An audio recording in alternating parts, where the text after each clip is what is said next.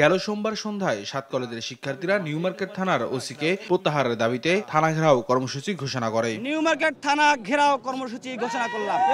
এরপর মঙ্গলবার সকালেই সচিবালয়ে স্বরাষ্ট্র উপদেষ্টার সঙ্গে বৈঠক করেন শিক্ষার্থীদের প্রতিনিধিরা। বৈঠক শেষে তারা জানান প্রায় সব দাবি সরকার মেনে নিয়েছে, তাই কর্মসূচি প্রত্যাহার করা হয়েছে। 7 কলেজের সামনে থেকে ঢাকা বিশ্ববিদ্যালয় বাস সহ অন্যান্য বাস যে চলতে দিব না সহ যে কর্মসূচি এবং নিউ মার্কেট থানা ঘেরাও যে কর্মসূচি দিয়েছিলাম সেই কর্মসূচি আমরা প্রত্যাহার করে নিলাম। উপদেষ্টা বলেন শিক্ষার্থীদের দাবি মেনে নেওয়া হয়েছে, আর স্বতন্ত্র বিশ্ববিদ্যালয়ের ব্যাপারেও আলোচনা চলছে।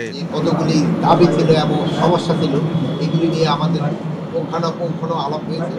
ওই আমার ছোট ভাই যেটা বললেন এইগুলি যেটা বলতে এটা সবই ঠিক এবং এইভাবে আমরা এগুলি ব্যবস্থা নেব। এদিকে শিক্ষার্থীদের একটি অংশ ঘণ্টাব্যাপী বৈঠক করে ঢাকা কলেজ অধ্যক্ষের সঙ্গে। বৈঠক শেষে কর্মসূচি প্রত্যাহারের ঘোষণা দেন তারা। এ সময় সহিংসতায় জড়িত পুলিশ সদস্যদের বিচার দাবি করেন শিক্ষার্থীরা।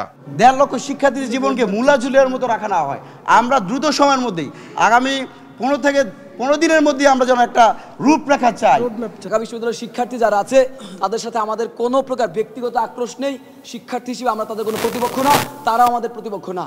এটি তাদেরকে ভুলে যেতে হবে এবং আমাদেরকেও ভুলে যেতে হবে। কিছু কর্মসূচি ছিল যেটা হচ্ছে থানা ঘেরাও বা এই টাইপের, তো এইগুলো আমরা পরবর্তীতে এরকম সিদ্ধান্তগুলো থেকে আমরা বের হয়ে আসছি। আর অধ্যক্ষ বলেন কলেজগুলো কোন প্রক্রিয়ায় চলবে সে বিষয়ে সিদ্ধান্ত নেবে এই সংক্রান্ত কমিটি। তবে চলমান পরীক্ষা আগের মতোই নেওয়া হবে। তোদের মধ্যে হয়তো দ্বিধাদ্বন্দ্ব থাকতে পারে, কেউ কেউ প্রশ্ন করছে স্যার পরীক্ষা হবে কিনা। আমরা বলছি না, পরীক্ষা অবশ্যই চলবে এবং এই ব্যাপারে ছাত্ররা একেবারে দ্ব্যর্থহীনভাবেই, বিশেষ করে ছাত্র নেতৃবৃন্দ যারা দ্ব্যর্থহীনভাবে বলছে না স্যার পরীক্ষা চলতে হবে।